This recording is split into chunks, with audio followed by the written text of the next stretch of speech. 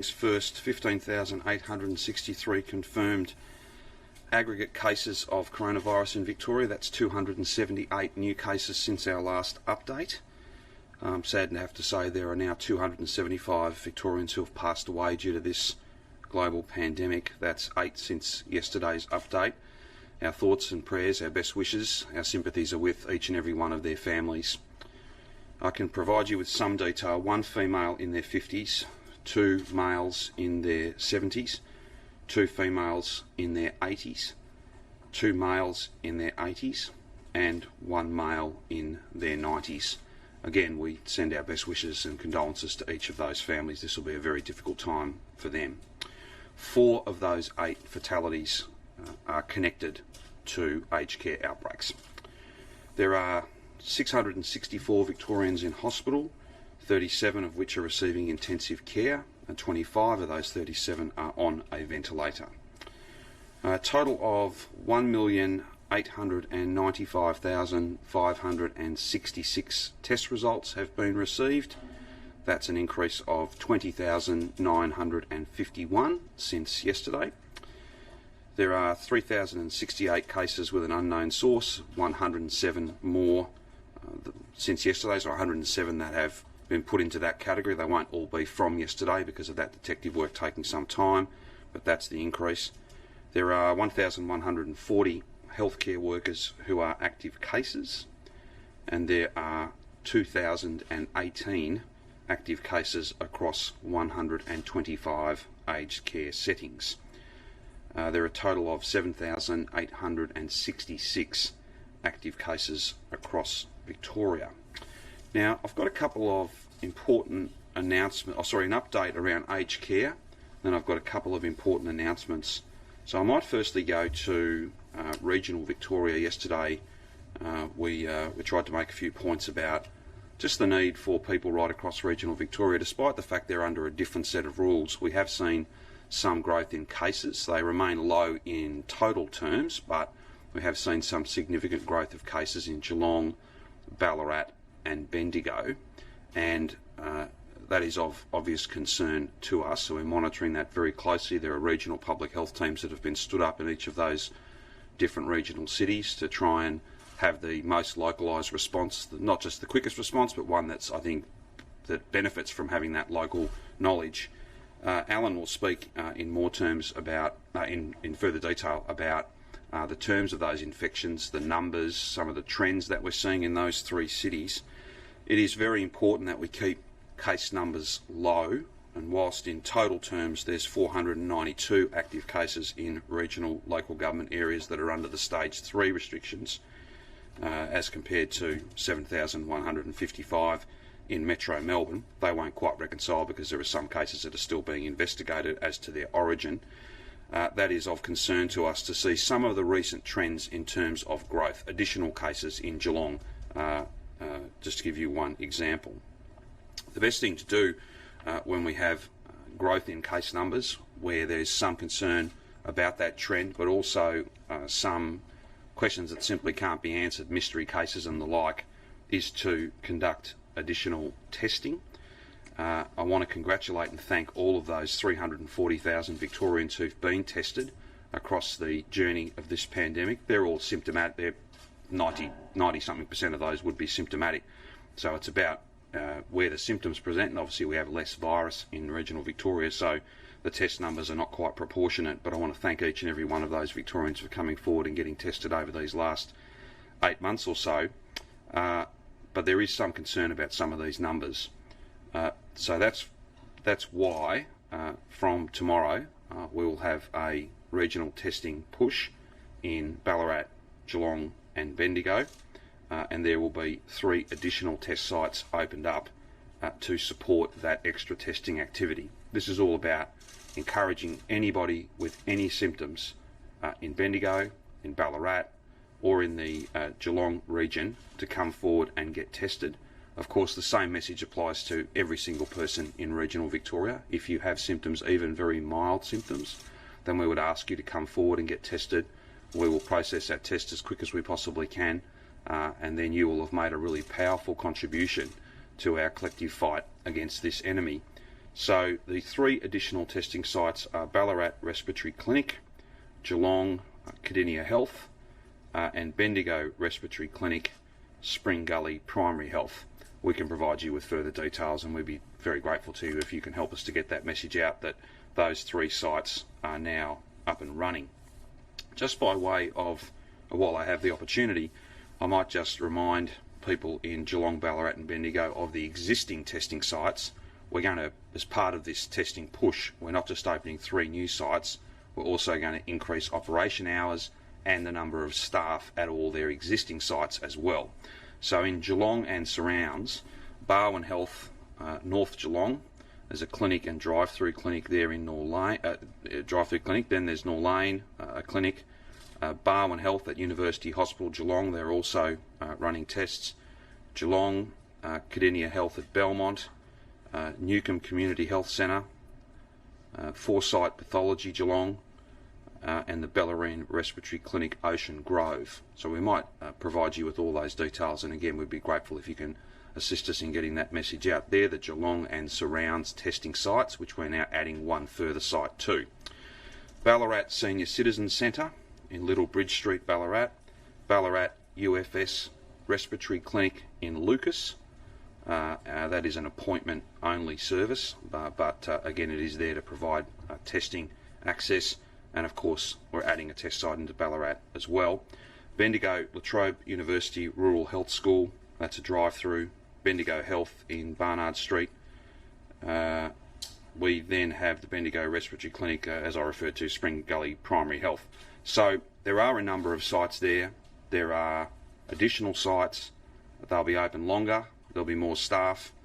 And we would encourage anybody in Bendigo, Ballarat or Geelong, and indeed anyone across regional Victoria, if you've got even the mildest of symptoms, please come forward and get tested. That's a really important part of our fight against this virus. And as far as some of those worrying trends in those 3 large regional cities, this testing push over the coming days and weeks will be a really important way in which we can be confident that we're finding all the virus that's there, or at least as much of it as we can, and that allows us to then trace and lock down those positive cases, do what has to be done to support those people, but keep them away from others, and try and pull up any further spread. Alan can speak in more details about some of the things that have driven those infections, outbreaks and the like, but it is of some concern to us. Now, yesterday I think I committed to you that I would come back with some further details in relation to aged care. So I can, if I just run through a few of those things, and then I want to talk about worker support payments, particularly those who are in insecure work, so people who don't have sick leave to be able to fall back on. Aged care in terms of high-risk services, so by way of an update, our public and private hospitals, our nurses, continue to support the most vulnerable and at-risk aged care services so far. Almost 1,400 shifts have been covered by hospital staff, nurses and others, and there are more than 400 aged care residents, private aged care residents, who have been transferred into hospital. There are 3 aged care facilities in broad terms in the west of Melbourne that are of particular concern, and public health services have today, so state government health services have today assumed operational management responsibility. They've essentially taken those 3 facilities over so that vulnerable residents can get the care that they need. They are Glenlyn Aged Care, that's being managed by Melbourne Health, Florence Aged Care, which is now being managed by Western Health, and Kalina Aged Care, which is now being managed by Djerriwarrh Health, so Bacchus Marsh Hospital. Ramsay and Djerriwarrh are now on site, so that's a joint process, but it's being led by Djerriwarrh Health Service. So those public hospitals will work with nurses and personal care attendants from private partners, whether it be Ramsay, Epworth, St Vincent's Private, etc. We've essentially assumed responsibility, taken over those facilities for the purposes of the highest quality care and to deal with very challenging circumstances in each of those 3. That is by no means the first, they are just the latest that we have stepped in to take control of. I want to say on behalf of all Victorians how grateful we are to nurses, personal care workers, our partners in the private hospital system who are part of those 1,400 shifts. This is all about making sure that each and every one of those residents and those who need to become patients because of their illness get the very best care. I did just want to make a couple of comments in relation to this whole notion of transfers of patients. I went to this in some length yesterday, but I want to again make a few important points because they do bear repeating. In a number of these sites, the three that I have listed for you, doctors and nurses have sat down on a case-by-case basis and made assessments based on clinical need about what is the best way to handle the COVID outbreak, the COVID presence, the fact that the virus has got into these aged care facilities. In some cases, all of the negative cases have been taken out and have gone to hospital. In some cases, all of the positive cases have been taken out and have gone to hospital. In other cases, it's a mixture of both. They're not decisions that are made by members of parliament, politicians, members of the government. They are decisions that are rightly made by treating doctors, experts in this field. And I would just again make the point, because it does need to be made again, it would seem, it is very challenging and often quite traumatic and can in fact be tragic if people are, without due consideration to their individual circumstances and their clinical need, simply moved from one setting, which is their home, to a completely unfamiliar setting, which is a clinical environment, a hospital environment. These decisions are made based on clinical need and no other factors come into it. We have created capacity, we have additional capacity. Anybody who needs, in the view of their treating doctor, to go to hospital will go to hospital. We have had some private aged care providers, some from this industry, who would rather like their entire resident group to be taken out of their home in one go. We did, and I think I've mentioned this before, we did have early on in this aged care crisis a particular provider who rang and ordered 100 ambulances, as if that was something that would be in any way feasible. I just want to make the point because some of this is causing, I think, distress in a number of families that have loved ones nowhere near these particular settings, but I think are becoming particularly anxious when there's no need for that to occur. We don't have a system that is designed to deliver the easiest outcome for the private operator. We have a system that is designed to provide the best care for the resident. That is what will always guide us. That's what always has. And in terms of these matters, these decisions, there is a meeting each evening to go through the operational response. Minister Colbeck is part of that meeting. As far as I know, as far as I'm concerned, all my advice says that this is a big team. It covers both our government and the Commonwealth government as the regulator of all of these homes, and all parties are satisfied that clinical need is driving those important choices. That's what has to drive it, not the convenience or the ease of those private sector providers, but the need, the absolute need, in clinical terms, of each and every one of those residents. I hope that is some reassurance to some people who have got relatives in aged care that are in no way connected to some of the homes I've just listed and others who might feel anxious about this. Again, I just make it clear, the clinical needs, the healthcare needs of your loved one will drive, and exclusively, any decisions that are made about whether they stay in place in their home or whether they come to a hospital, whether that be a public hospital or indeed a private hospital. That's the way it should be, that's the way it always has been, and that policy will not be changing. Their care, their best interests as a patient, as a resident, will continue to dominate and be the exclusive focus of those decisions that are made. Now, just in terms of worker support payments, as you know, and again, I'll give a shout out to the Commonwealth. We're very grateful that they are making payments to people who test positive and don't have secure work, don't have sick leave they can fall back on. we remain in charge of the payment to those who don't have sick leave, but to isolate between getting tested and getting your test result would mean they were out of pocket, because if you don't work the shift you don't get paid. We have made around 17,000 of those payments. It's my latest update. That's a $300 payment. You would be aware that up until recently we had responsibility for that $1,500 payment for those who are positive and have to isolate for the 14 days. As I said, the Commonwealth are now doing that, and we're very grateful to them for that. But I can announce today that that $300 payment will increase to a $450 payment. That's after consultation with unions, consultation with employers, and indeed listening to many of those 17,000 people who have applied and have got that money. We think $450 is a better reckoning for the loss of income that they would normally, if they were in different employment circumstances, they would simply draw down on their sick leave, and that would be closer to a payment of around $450. So I thank everybody who's been involved in that consultative process.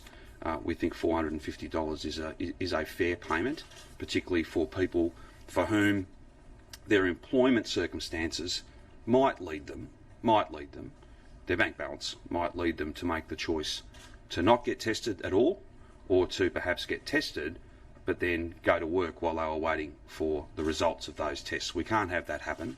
We're not making any judgments on those people. We're trying to deal with the problem, and I think that's the most important approach to take. So 17,000 have already got the 300. We will be increasing that payment as of today, and it will go to $450. And that, I think, is a really important change that properly reflects the need that's out there.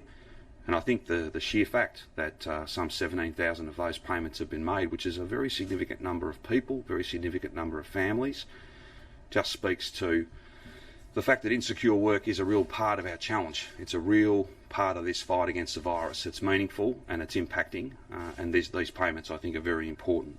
So again, thank you to everybody who's been involved in developing that and making the case for us to increase those payments. So in general terms, those numbers obviously continue a weekly trend. I'll let Alan speak to that. I'm not going to get into trying to call these things definitively about turning corners and things of that nature. I don't know that that's very helpful. It's the actual data that really matters, and we only get that each and every day.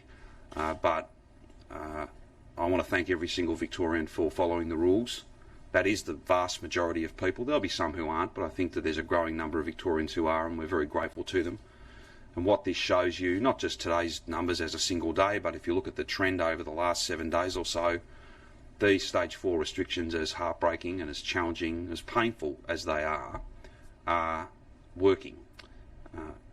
We are not getting in any way ahead of ourselves, and we would just caution against any Victorian thinking that we aren't in the midst of a real marathon. This is an endurance race, and we need to stay the course on this. We need to be as vigilant each and every day, and if we can increase everybody's focus, and if we can, I spoke yesterday about the fact that on any given day there are literally hundreds of millions of individual choices and judgments that people make. If we can have people across the board in metropolitan Melbourne, in regional Victoria, making the best choices, then that'll mean our compliance with these rules is much higher. That will mean movement is driven down even more, and we know what that means. That means that case numbers will be driven down even further as well. So to avoid a fine, to protect your family and every family, to get to the other side of this quicker, then everyone needs to keep doing the amazing job that they are doing. That's the vast majority. To those who aren't, then I just ask you to make better choices, because that's central to this strategy working. I might now throw to Alan just to take you through the epidemiology of the day. There'll be the normal show release in an hour or two, which will take you through all the outbreaks, and then of course we're happy to take any questions you have. Thanks, Premier. So we've been doing a very close look at our 3 regional centres, so Geelong, Ballarat and Bendigo. In Geelong, as of yesterday, there had been 176 cases reported over the last 14 days. A lot of those have been attributed to outbreaks, which are coming under control. But there is certainly some outbreaks and some cases where we don't know where they've come from, and it's very important that people in the community there get tested if they have any symptoms. In Ballarat, there's a smaller number of cases, 23 over the last 2 weeks, but with 3 unrelated outbreaks, with very small numbers between them. The sense is that this is starting to come under control, but again, we'd encourage anyone from the community who's unwell in Ballarat to be tested. In Bendigo, slightly more cases, 51 cases over the last 2 weeks, but quite a high proportion of these are attributed to known outbreaks, which are coming under control. So my sense is that these will probably play out a bit more like colac. So again, we're not wanting to, to make any assumptions about what will happen. We get these numbers every day. We look at them very closely, but we're certainly keeping a very close eye on these settings. Very good. Happy to take any questions here. Given those 3 regional centres, to put on stage 4 restrictions now, get ahead of it to try and really contain these outbreaks? Look, I think we're looking at that very closely. It's a sort of a day-by-day proposition, and we really encourage the community to come forward to get tested, so that we can we can get on top of these transmission chains and hopefully obviate the need for stage 4. Just noting that stage 3 has only been in for 1 week. We're starting to see the impact of that now in these regional centres, so it's important we keep a very close eye on these. Can this be linked back to the colac meatworks outbreak? It's difficult to attribute individual cases, I understand, individual outbreaks to other cases. My understanding is that Geelong is not related to colac, but obviously there are movements of people between these areas, and it's something we keep an eye on closely. It does take a while to get genomic data through, and as that comes through, we keep an eye on that as well. Our number of active cases actually fell by 11 today, and I think it's the first time in more than 2 months where we've had more recoveries than we have new cases. Is that a pretty positive milestone? Look, I'd say that, a swallow doesn't make a summer. We look at cases as a trend over time. Yesterday we had a case number with 4 in front of it, and this time today we have it with 2 in front of it. I think we need to keep a close eye on that over time. Is this lower number today, could you attribute that to the start of masks being mandatory? Do you think this is the start of that being reflected in the data?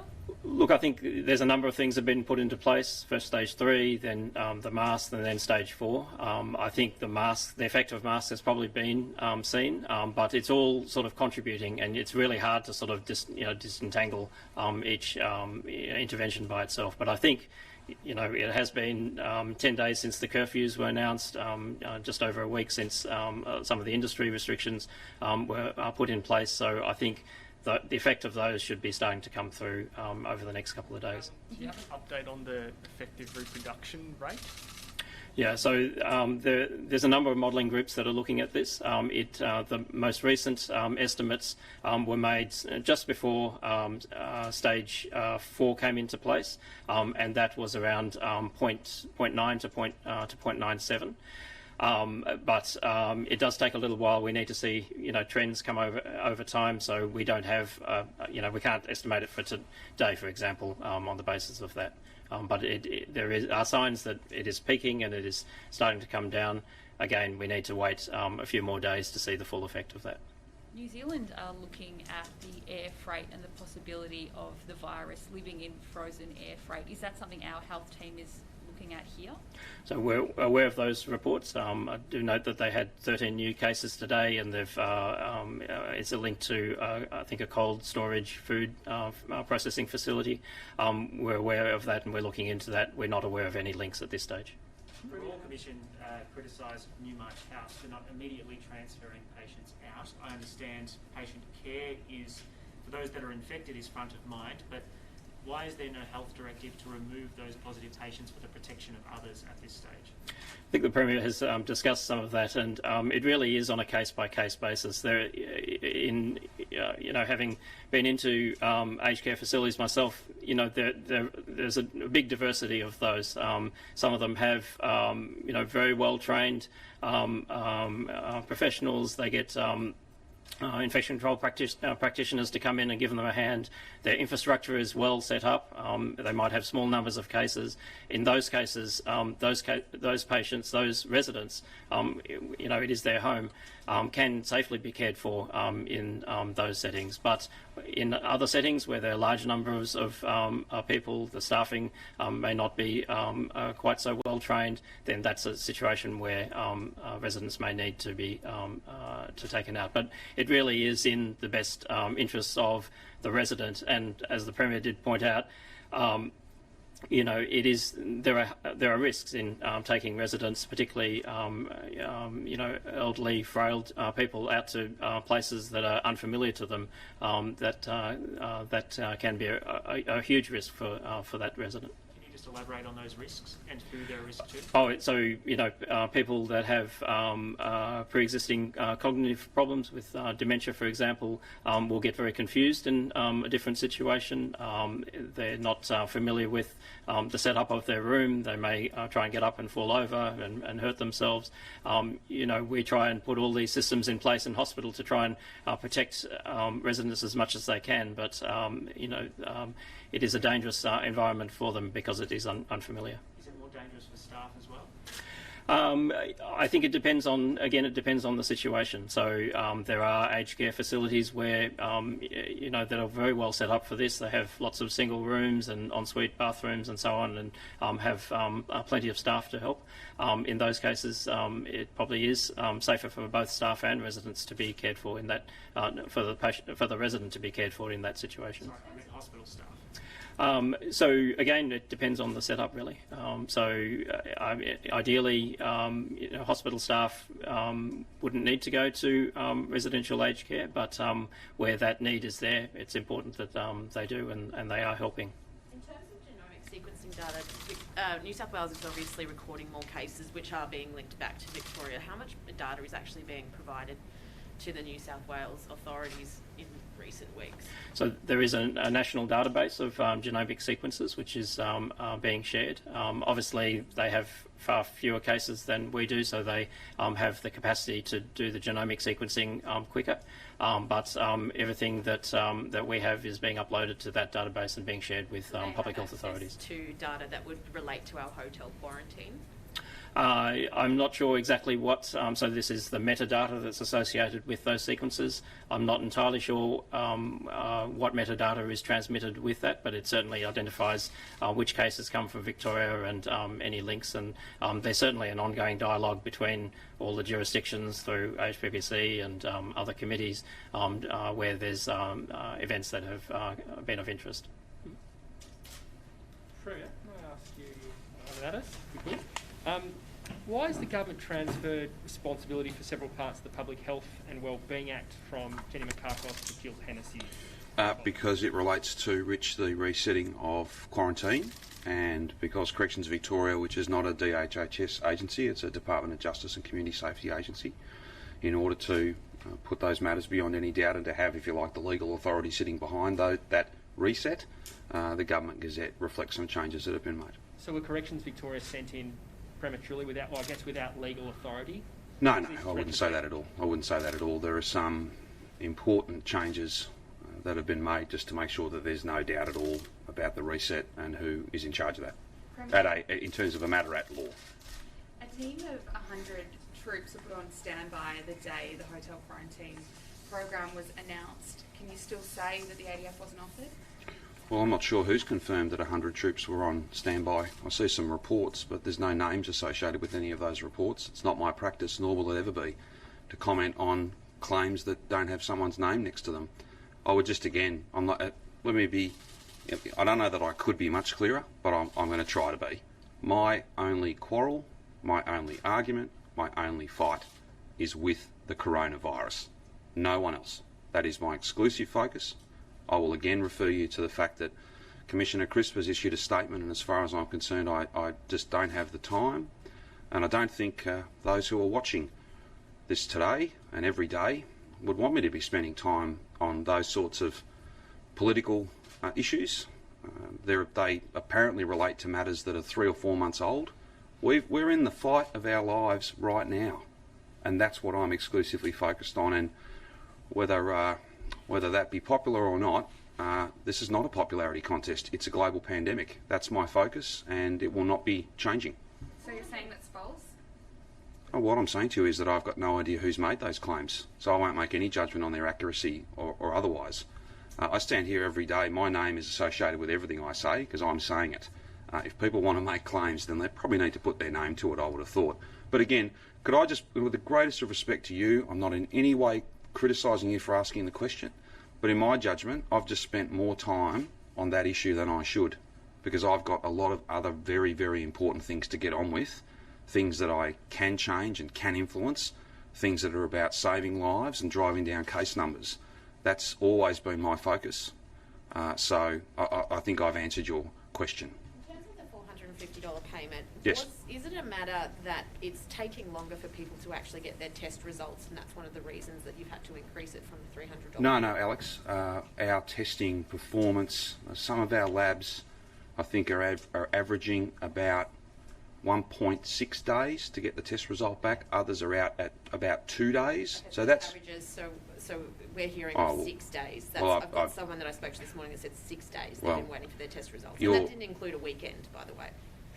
Do you actually think that that's acceptable? Well, Alex, let me go back to the first question you asked, and then I'll answer the second question that you asked. The first question was, is the payment a reflection of testing time? The answer is no. The increase in the payment is a reflection that to be away from work for a couple of days, in our judgment, is worth more in lost income. It's closer to $450 rather than $300, and that's the feedback. I can only, on your second question, I can only repeat to you what my briefings, which I had a very lengthy meeting last night with the public health team, and I can confirm for you that the latest advice is 1.6 days out to 2 days. I'm more than happy to provide you with any further information if that's changed since last night, but around the two-day mark. Some will be a bit quicker, some will be a bit longer. That's the nature of averages, but there's a massive team in labs working very, very hard, and the sheer volume of tests and the fact that we're reporting those each and every day, I think that shows you that the system is it's doing an awful lot of work, and it needs to, because obviously testing is a very, very important part of this. Premier, those 3 aged care facilities where hospital staff have gone in, what's the kind of criteria for hospital staff to go in and take control, and who is it that makes that decision? Is it the aged care home saying we need your help, or is it the hospitals or the government? Part of the, yeah, sure, it's a very good question. Part of the joint command and control, the acronym for which just escapes me at the moment, but that centre of control which is shared between the Commonwealth as the regulator, the Commonwealth Aged Care Commission, and all of our team, so that's that central point. They would sit down and go through all sorts of different issues. So some of the matters I referred to earlier, and this is not, I don't want this to be read as a commentary on individual staff or anything like that, far from it, but case by case, aged care home by aged care home, there's judgments made about, well, with the number of staff that have got the virus and can't work with, I'm just giving you a list of things, not exclusively, but things that might be thought about. Number of staff who've got it and can't work and are furloughed, number of patients that are positive, negative, the complex circumstances of each of those residents, all of those factors, and then some really quite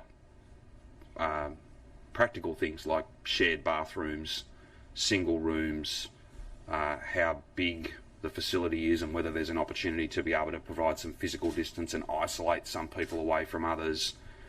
Some of those cognitive issues that Alan just referred to. So there are some residents who do exhibit wandering behaviour, and that's obviously a really big challenge when it comes to trying to isolate people away. All of those different things weighed up.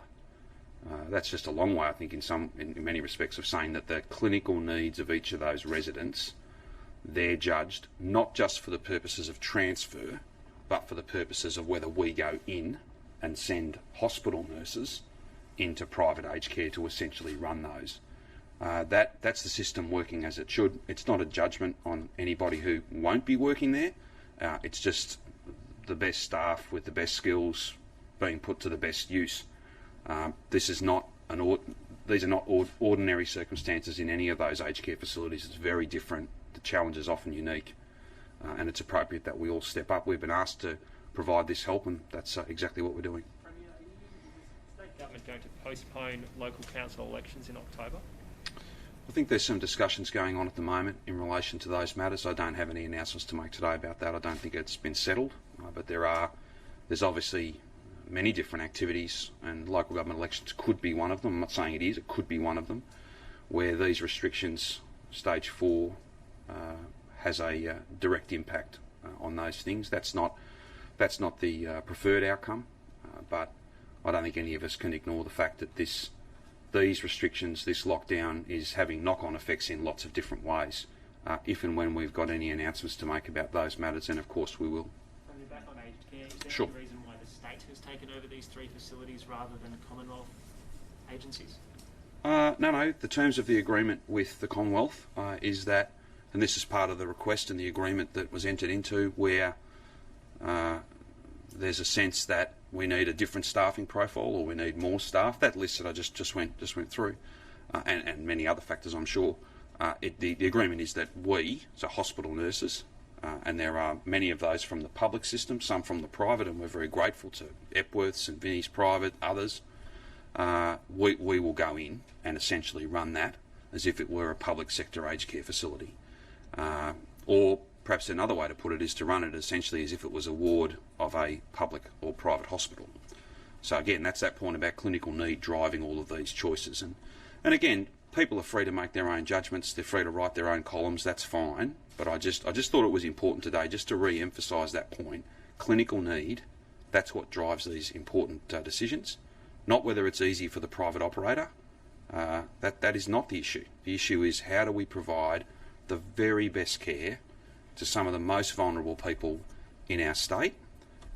That's not a judgment that politicians or bureaucrats make. That's a judgment that the doctors, nurses, people who are expert in these matters, they make those judgments. And I wouldn't want to think that anybody in the community was needlessly anxious because there was this sense that other factors were driving those sorts of choices. It's the patient or the resident, it's their well-being, their care that drives those choices.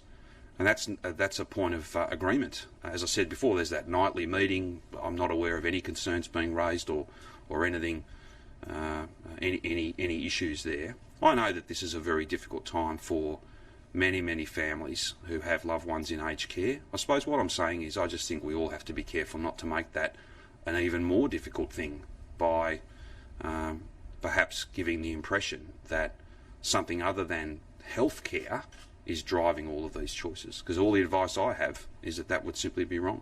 Premier, I know we've asked about stage 4 to Sure. Alan, but can I You ask have, yes. specifically about Geelong? Yep. If the numbers keep rising there, if they start to get into the 200s, would you look at locking down Geelong to stage 4? Look, Cheng, I'd say this. Data drives all of our important decisions. So the way the virus is presenting in a given community, the chains of transmission, mystery cases versus known outbreaks, all of those things I think we've talked about many times over the last six months. The most important thing for people in Geelong, Ballarat and Bendigo, if you've got symptoms, even mild symptoms, fever, scratchy throat, runny nose, headaches, all those well-known and well-understood potential coronavirus symptoms, come forward and get tested. Current sites are going to be open longer. There are additional testing sites. That'll give us the data, and then that'll mean we can answer that question definitively, because we'll have a much better picture. It's not that there's low numbers of people getting tested. I thank everyone who is getting tested in those cities, but we just think it's the right time to do some more testing to find any additional positives. Then we can, if you like, stop them from spending time with others, and it'll also give us a better data picture. But today's not about foreshadowing that there's some next step going to occur tomorrow. There is a concern here, but I think the best response is to get more data, a clearer picture. The only way we can do that is if people step up and come and get tested. We've made that a little easier for people. We're deeply grateful to those who are, and I'm sure that people in Bendigo, Ballarat, Geelong, and in lots of other regional communities who've got symptoms, just as they have been, they'll continue to come forward, get tested, and that'll give us the powerful data that we need. Given What Geelong's about regional proximity to Wyndham and other parts Yep. of Melbourne that have had very high numbers of Yes. coronavirus, and the fact that a lot of people commute back and forth, they live in Geelong, they commute to work in places like Wyndham, should you have locked Geelong down first and earlier, and should it perhaps have been in the same category as the Mitchell Shire? No, I don't think so. Mitchell Shire was a data-driven decision. As Alan's just reported to you, it's 170 odd cases in the last 14 days. So this changes quickly. That's why it's important to monitor it. We do every single day. I think Alex's question in relation to Colac, the answer to that, I think, is it's much more, I think, about people in the west of Melbourne and in Geelong travelling back and forth to the point you make about Wyndham and other local government areas. Again, you never make a decision like that lightly, but if the data tells us and if the experts tell me that I have to do that, then of course we will. But the most important thing at the moment is to be driven by the data, and that picture, that snapshot will be more accurate, will be clearer the more and more people come forward and get tested. On the repair efforts, you've talked about opening up new sites and also Yes. telling people to get tested. What about the people who aren't watching the presser? How are you reaching them? Is there any door knocking or anything like that? Not door knocking as such, but I think it's you can absolutely assume that there will be ads and information on every platform conceivable. So all the social media platforms, local papers. We've already been doing quite a bit of advertising around these sorts of issues in regional centres. There'll be every network, every platform, every channel that we can possibly find. That's the other thing too. It's a really good question in that I think it gives me an opportunity the issue about regional public health teams. What we've seen is networks, sporting clubs, networks that would never be known to the centre, if you like. They'd never be known to even a senior public health official in Melbourne. Taking that response and having it locally based means that not only do people have the kind of geographical awareness, but they also have opportunities to hook into lots of other networks that we would not really know about.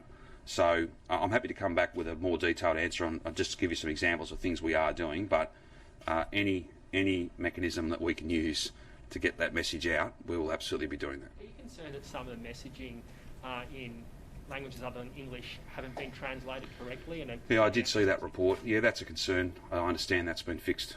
So, it's a big team and there will be, from time to time, things that are not perfect, but the important thing is I think that's been fixed because it was drawn to our attention. Premier, I'm sorry to go back to the ADF issue, but it is of interest. You and the Emergency Management Commissioner insist that the ADF wasn't offered to help with Victoria's hotel quarantine program. The Defence Minister is adamant that it was, so this just means that someone is lying or someone has got it wrong. So who is it? Well, that's not a matter for me to sit in judgment of. There's a statement that has been provided by Andrew Crisp, and I would direct you to that. I've seen the statement. Yep. That's what I'm referring to. Yeah, and you're asking me to be a commentator, and I'm very politely making the point to you that I neither have the time nor am I responsible for making those sorts of judgments. There's some reporting today. There's no names attached to that reporting, so I won't be going into that. And I can just, again, there's a statement from the Emergency Management Commissioner. I know Andrew Crisp. I have a high regard for Andrew Crisp. I work very closely with him. I think all Victorians know and understand and saw firsthand the job that he did in the fires. And that's why it's with confidence that I can refer you to the statement that he's made. I make no judgments about anybody else. I'm just telling you what I know about Andrew Crisp and the fact that he's put a statement out. That this is really a matter that you'll have to look at both those statements and make your own judgments. So that's exactly right. So for Victorians it's very confusing because the statements don't add up. Well, I don't know that Victorians are particularly confused about these matters. I think Victorians in the main are focused on getting these numbers down. That's what I'm focused on. That's what I think their thinking and their daily lives are dominated by. The pain and the anguish and the real challenges that we face, but also that sense that we're in it together and we're sticking together. We're all working together. A growing number of Victorians are focused on doing the right thing, and that's what I think is dominating people's thinking. That's what people are really focused on. not some of these other issues I wouldn't have thought. But there is concern that this led to the second wave of And- inspections. So can I just ask, can you please then clarify why the 850 ADF staff were requested on the 24th of June and why that request was rescinded on the 24th? Well, as I've indicated to you, that's a month after Ridges. It was not a request that I made. You'd need to speak to Commissioner Crisp about that individual matter. I think you should follow. This is exactly the same answer I gave yesterday, so please don't see that as anything to do with today's anonymous reporting. It's just the same answer I gave you yesterday. That was a month after Ridges. I think the notion that any number of personnel from anywhere might have dealt with the challenge we're dealing with a month after, I just don't think that stacks up. Was he acting under instructions from the government on either of the occasions, either when he made the request or when he rescinded it? Because it's a pretty big deal for him to make a request and then rescind it a day Well, again, later. I can't speak to that. As I said to you, I've been pretty clear about this. That's not a request that I made. When I need things, I speak to the Prime Minister. Are you saying you didn't instruct him to rescind it then? Well, if I didn't make the request and was not aware of it, then I can't have instructed him, can I? So that is So a... you weren't aware of the... You're saying Yeah, it's not a request that I made. But you weren't... You're just to clarify... It's not a you're request saying that I made. You weren't aware of the request? As I'm saying, I didn't make the request. The request was not made by me. A day later when it was rescinded, when did you first become aware of the request for that matter? Oh, I'd need to go back and check. That's literally a eternity ago. What we do know, and what we can be absolutely confident of, it's a month after Ridges. 1 month. So the notion that that would have had any impact on anything, I think, is tenuous at best. Were you aware of the request before it was rescinded? I'm not entirely sure. I didn't make the request. I'm aware of all the requests I've made, and they're the ones that have been actioned and followed up. Yesterday... And might I just add, we're very grateful. As we speak here about matters that I don't think have much to do with our collective fight against this virus, fantastic, tremendous ADF personnel are out there knocking on doors, and we're very grateful to them. Can I ask then, yesterday Martin Pakula's... Sorry, yesterday in Sure. Kayak, Martin Pakula said that he expressed that police should be put into hotel quarantine. Were you aware that he wanted them in there? I am not going to be running a blow-by-blow commentary on evidence given at a parliamentary inquiry. To tell you the truth, I have not gone through a transcript. I was conducting other meetings and did not watch his testimony. I think I might have been here standing in front of you. There is a separate process to deal with those matters. That's set up not for the avoidance of scrutiny or to avoid answers. It's instead to get the answers for us. I respect the work of that parliamentary committee. It's got an important job to do, but it'll be for them to write a report, not indeed for me. Put on the public record that Victorian taxpayers are still paying for the hotel quarantine program in terms of security, staff and other areas. Do you find that concerning? Do you find that Victorians are probably frustrated that we're paying up to $80 million for a program that's no longer running?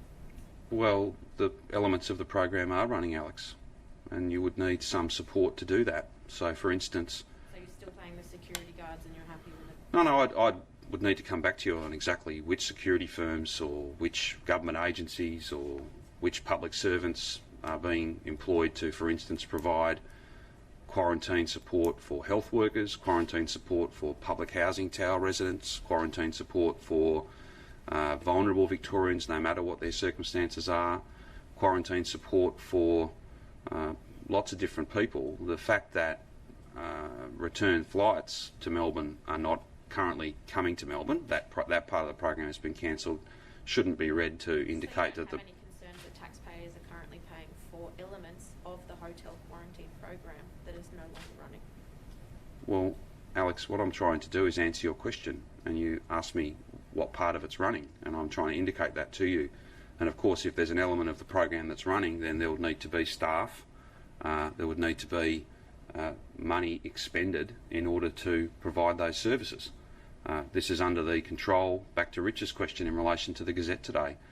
This has been comprehensively reset. Corrections Victoria are running it. Therefore, there'll be some staff, there'll be some people who still have to be paid. The other point I would make too is that there will be... So you don't think there's any waste that's going on at the moment?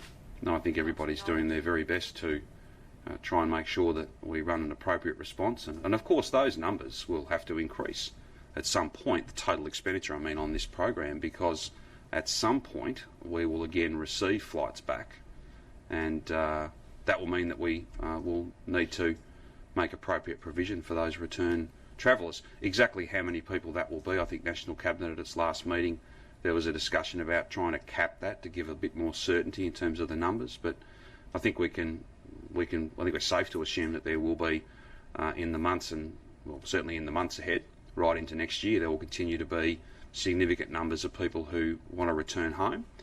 Some of those will come through Melbourne. They won't all be Victorians, but the program will be able to be resumed, and therefore there'll be additional costs as part of that. Premier, have you spoken to the Prime Minister since Senator Reynolds' statement regarding defence? No, I haven't.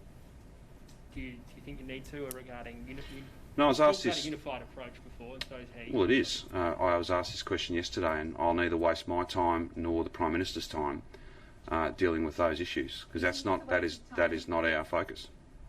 It is of huge interest to so many Victorians, so do you think it's a waste of time? Well, I'll just go back to the point that I made to you before. I think Victorians, in my judgment, it's only my judgment, you may have a better sense of these things, but my judgment is that Victorians are focused on getting to the other side of this, not dueling statements from whether it be members of Parliament or others. But Andrew Chris put out a statement because I think it was important that he do that. That's what he did. That's a matter for him. But I think it was important that he make that statement to make sure there was no doubt about these issues. Beyond that, as I said to you before, you're perfectly entitled to ask questions. I'm in no way being critical of you. But what I would just say is I think I've spent more time talking about this today than I really ought to, because I've got more than a few other things to get on with. And I think those things, it's only my view, I might not be accurate in that, but my view would be that people are much more focused on getting to the other side of this rather than quarrels or arguments or fights with anyone or anything other than this coronavirus. If you are 100% confident that the ADF was not offered, why won't you bring it up with the Prime Minister? There's no point, because it's not relevant to the fight we're in. It's not relevant to the work that I'm doing. I think it would just help clear it all up. Well, maybe you and I have got a difference of opinion on that, but I'm not going to be wasting my time or the Prime Minister's time talking about a statement issued by a Federal Minister which has been 100% refuted by the Emergency Management Commissioner. Again, I just make the point. I'll stand here, as I have done, I don't know how many days it is now, it's quite a few. I'll stand here and answer each and every one of your questions, because that's a really important part of my job, and it's an important part of yours. But I always reserve the right to perhaps point out as politely as I can when I don't think that is an issue that is a proper use of our time, all of us, or where I might point out to you that an issue I don't think is really directly related or even indirectly related to the task at hand. I think that politics is not what we need at the moment, and I'm not offering that. What I'm offering is the difficult decisions, the tough decisions to get us to the other side of this. That's what I'm focused on, and you and your network and each of you and your readers and viewers and listeners, they will make their own judgments. Do you think, Premier, your working relationship with the Prime Minister and with the federal government is as good now as it was when the pandemic started and everyone was rejoicing in the unity we had? Yes, because Victorian problems are Australian problems. We are all in this together, and nothing the Prime Minister has said to me would give me even any doubt whatsoever that this partnership is a strong one, because it needs to be. It absolutely needs to be, and that's why I wouldn't be wasting his time or mine talking about these matters. I'll probably speak to him later in the week about aged care, number of other issues. Officers speak, my office and his office speak very, very regularly, but we're all very busy, and when I need to speak with him I do, and that usually focuses on asking for things or seeking clarification. Sometimes he needs some things from me, like stepping in to provide care and support in private aged care. That won't be changing. We're going to continue to work together very strongly. I'm grateful to him for the partnership. Very, very important one. Premier, we heard in public accounts and estimates yesterday from the Jobs Precincts and Regions Secretary about what he described as a very pivotal meeting at which it was decided to have security guards in hotel quarantine. You've said you weren't there. We've also heard that none of your ministers and none of their staff were present. Is it a problem that such a crucial decision was being made without the presence or involvement of ministers? Well, look, I think that might be, Rachel, one of the matters that Judge Coate goes to. But I don't want to, I wouldn't want that to be seen as me kind of trying to influence what she looks at. But I would have thought that was one of the areas that possibly that Judge Coate will look at. That's why she's got such broad terms of reference, and that's why, as I've said a few times, and there's been some criticism about me being as frank and honest on this point as I have been. There are some questions that I don't have the answers to. That's why I've essentially hired someone, engaged someone with a lifetime's worth of experience, a budget, terms of reference to go and get those answers. Not just for me, not just for you, for everybody.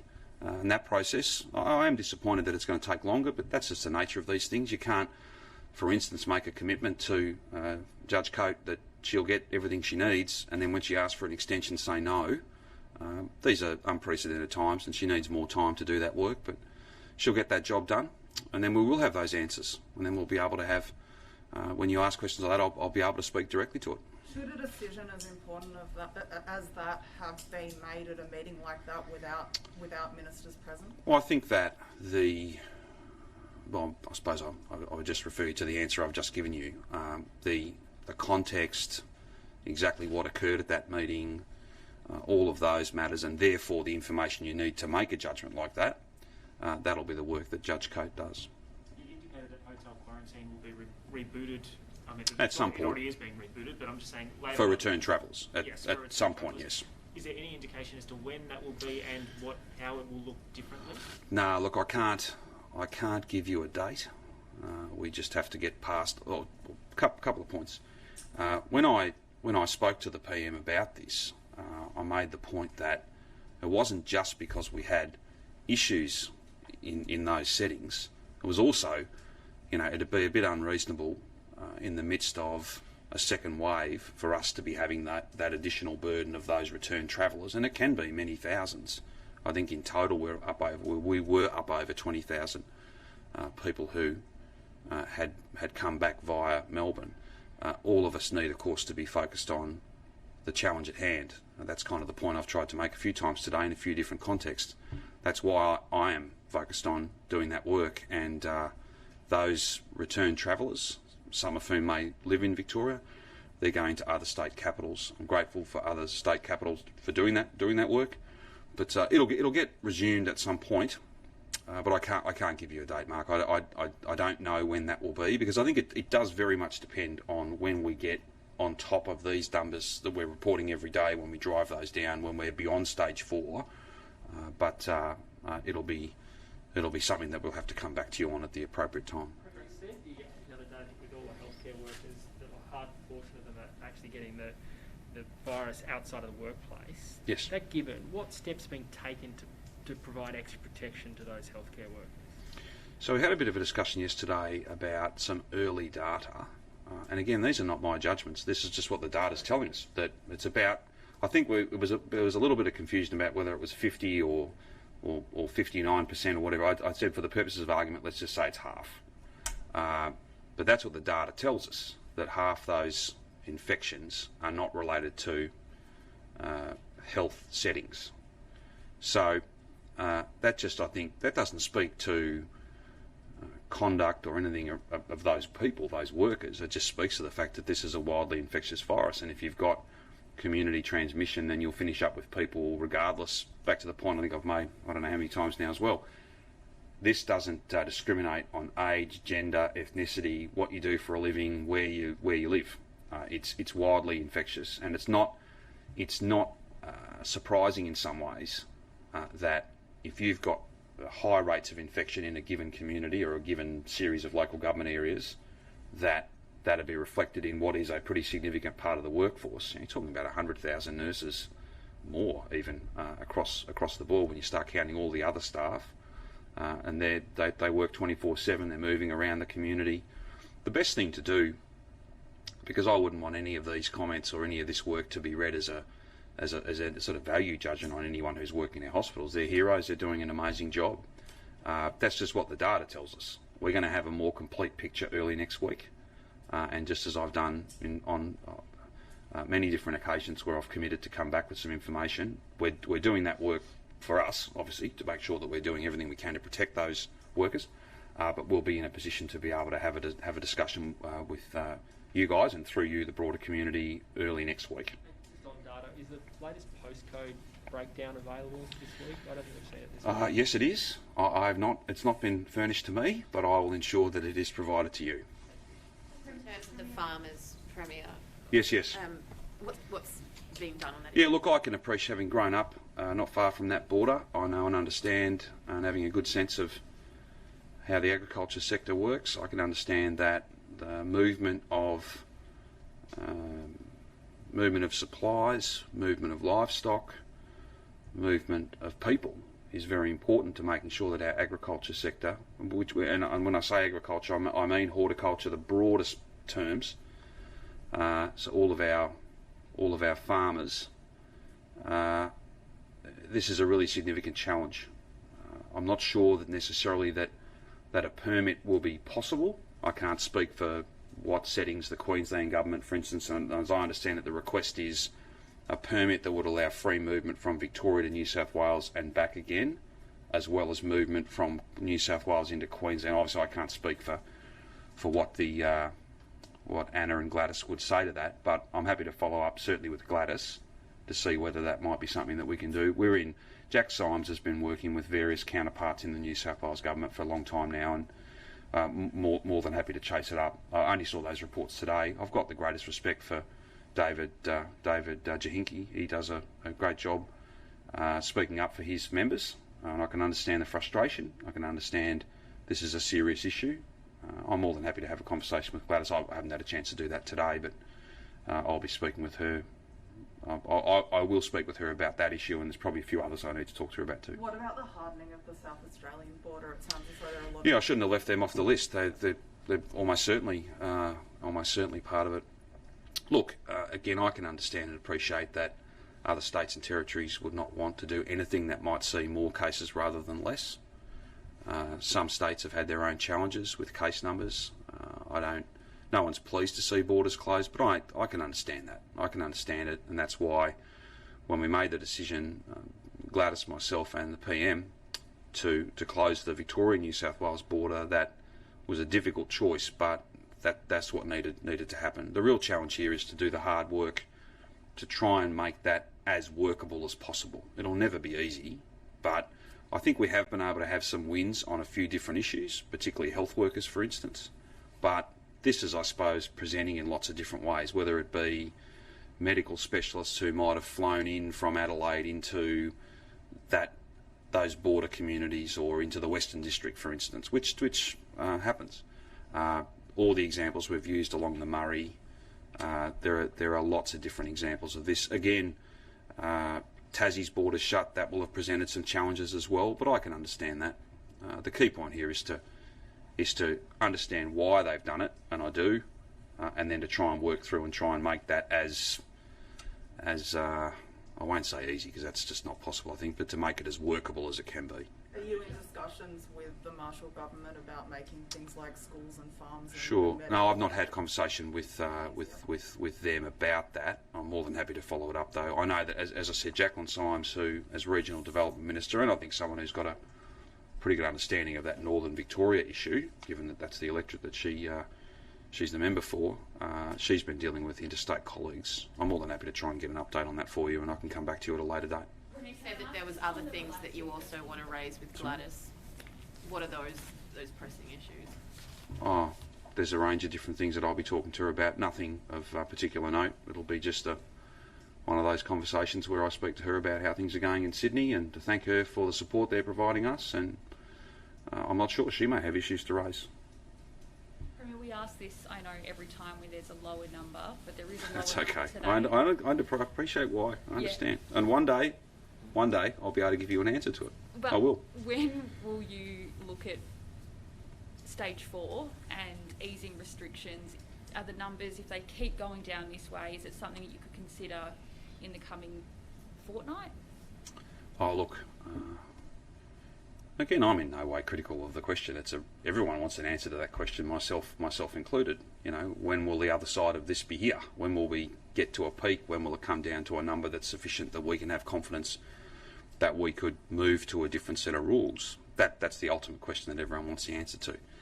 I think it's really important not to be taking one day's data or even a week's data in some ways, and trying to paint a picture and give a sense to the Victorian community that there's a clarity there that just isn't. You know, it might be easier for me to stand up here and trumpet success and give people it, you know, as a kind of management strategy. That's not fair. I try and be as honest and as frank as I can be. The genuine answer to your question is we don't have enough data to know. We don't have enough clarity as to the impact of stage 4 in order to answer that question. The moment we see a trend that we can have confidence in and faith in, something that's got rigour to it and that the efficacy of that is well proven, then we'll be able to perhaps speculate a little bit more. But even then, it would always be heavily caveated to say this can change really fast, and we've seen that. It moves rapidly and circumstances can change. Any day where the numbers are lower, and particularly to the point that Rachel made in relation to the split between recovery versus new cases, that's good, but we have a long way to go, and no one should be in any doubt. This is an endurance race, and it is frustrating, it's challenging, it's very painful for a lot of people, but we have no choice. The only thing that wins if we let our frustration and any sense of fatigue get the better of us is the COVID-19 virus. That'll be the only winner. So we've just got to keep pushing forward. So do we need multiple days like today? Is that the trend that you would look for? Well, part of but if I was to say, you know, yes, fine, that's the metric we're going to use, and then we get, say, 3 of those days, that wouldn't be enough still for me to be able to say to you, or for the public health team to advise me that was enough to be able to say, righto, we're all done. It's working. It's a perfect strategy. This is all dependent upon millions of Victorians making hundreds of different choices every day. If we make better choices, all of us, and that's the vast majority of people are, and I think it's a growing number, if we continue to see people following the rules, making great sacrifices, making a big and powerful contribution to our joint and collective fight against this wicked enemy, then these numbers will continue to fall. And that'll give us options that we simply won't have if the numbers continue to be 500, 600, 700 cases per day. With an R0 at, you know, hovering at around 1, then the best you can hope for, the science tells you, the logic tells you, every infected person is infecting another person. That's stable. That's not a fall. So if we just stay the course on this, I think we're going to see these numbers continue to come down. But one day is not enough. One day is not enough for us to, or even a week is not enough for us to be able to pretend that we can forecast what's going to happen in a fortnight or even tomorrow. I hope I'm proven wrong in that. I hope tomorrow you ask me the question again because the numbers are better, but I certainly cannot guarantee that, and that's why we've all got to remain vigilant and understand that it won't be over in a day or two. This is a long haul, but we will get there. We absolutely will get there if we all make the best possible choices. Premier, the owner of Jim's Mowing says that he's written to you. Have you received that letter? Will you be talking to him? He does represent a large... Yeah, sure. I've tried to. I haven't seen his letter. I don't doubt that he sent it. I haven't seen that letter. I've tried to make the point a number of times. You know, he's entitled to his views. He's expressed those views. That's his right. I've tried to make the point that I understand that this would be incredibly painful. We've got employers right across the state who are not just concerned about their profits, they're concerned about their people. And I get that. I absolutely get that. But this is part of the job that I have. It's not about making popular choices. It's more often than not about making the really difficult calls. And I can't have more.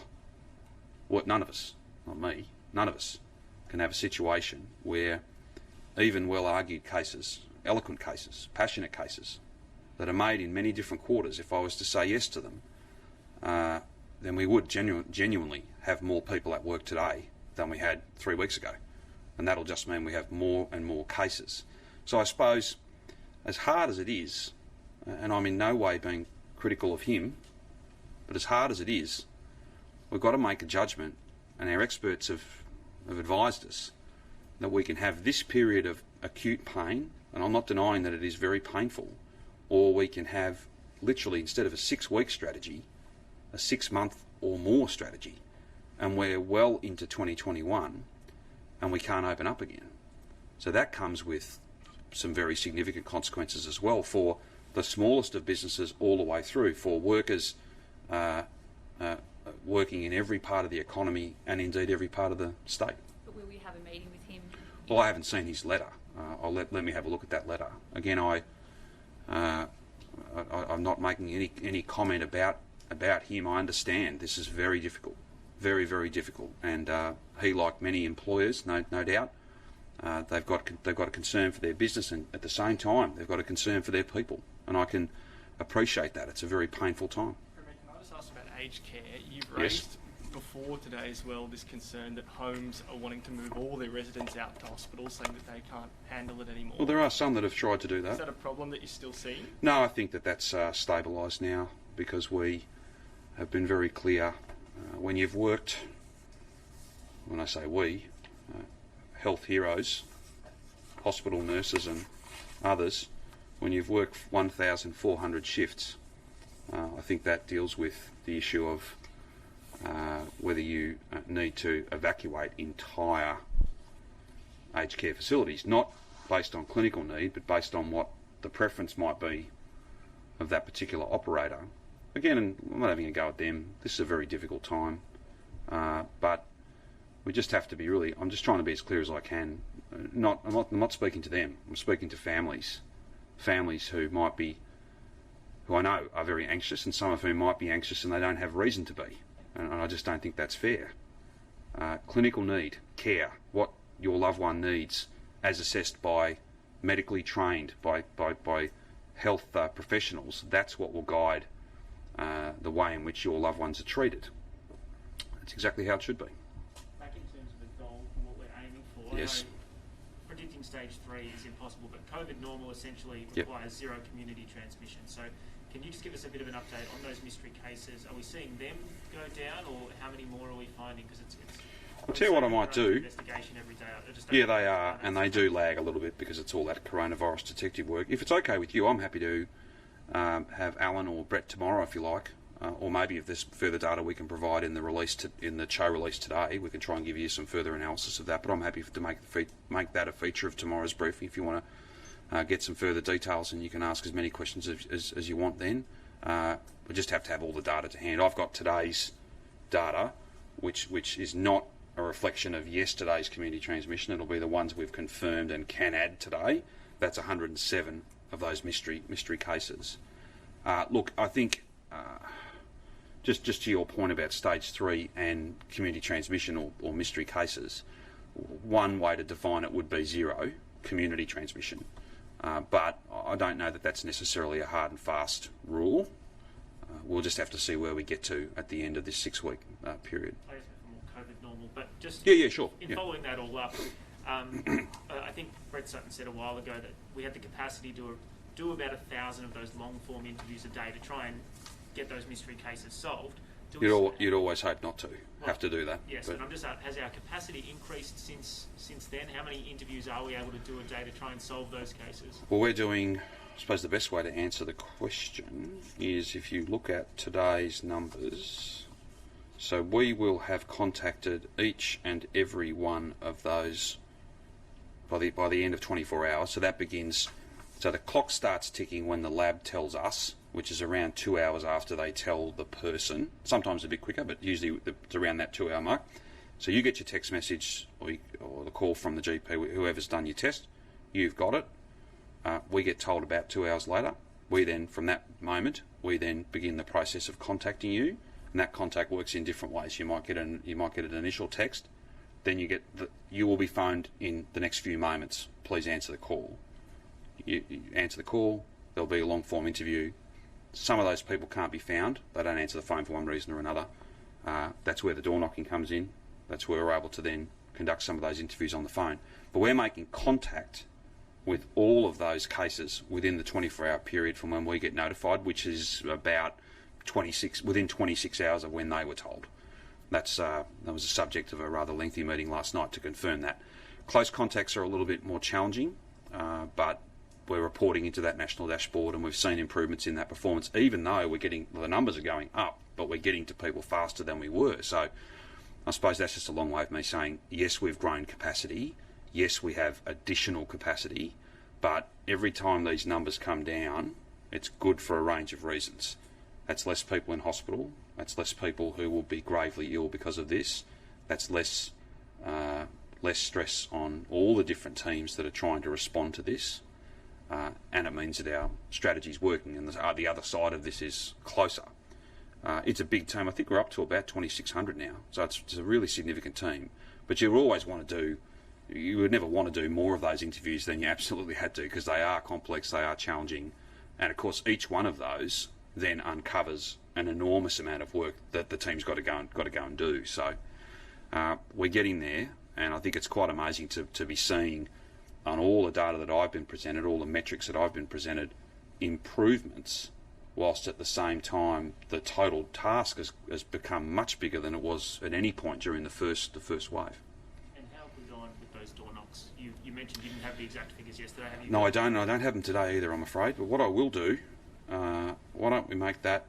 I'm more than happy to commit that we'll have a longer conversation about community transmission tomorrow if you want to do that, and I'm more than happy to have an update for you on door knocking.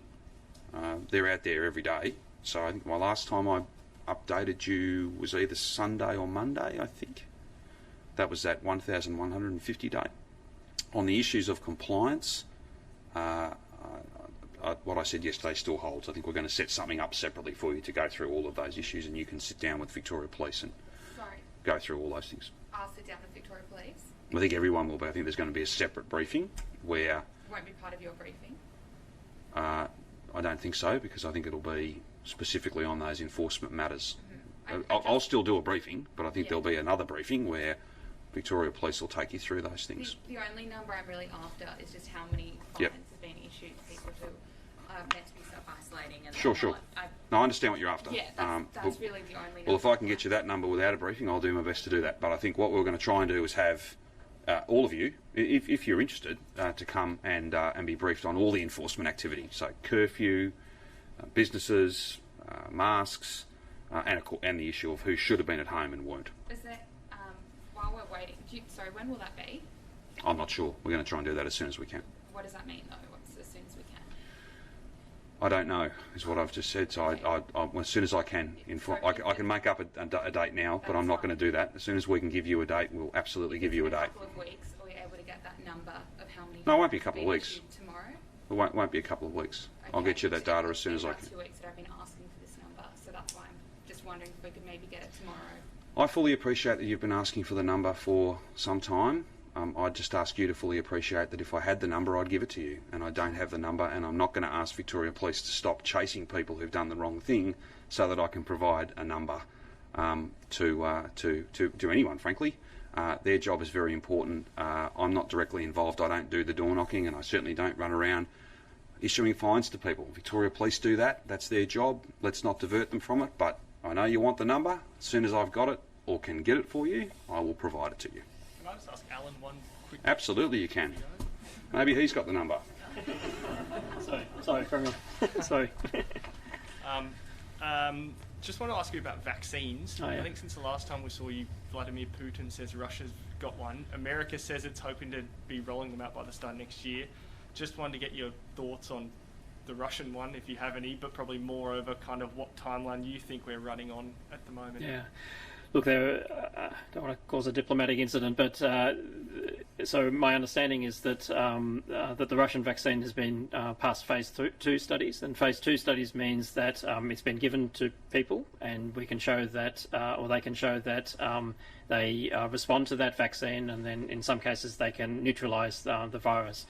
That's a long way from being shown that it actually works and protects people, and it'd be fair to say that that sort of data is promising. but is a long way from being sort of ready for prime time, at least in Australia, in the Australian regulatory context. So, 78 people is not a large study. We wouldn't know that it was, perfectly safe, and we don't know that it works or for how long. So there'd be a lot of unknowns about that. But in other countries, they might be more happy to deploy a vaccine like that. How do you think we're looking in terms of when we might have it? America's. Look, I think I said there are something like 200 vaccine candidates that are in process, and some of them are reaching phase 3 studies. So there's a number of phase 3 studies have started around the world.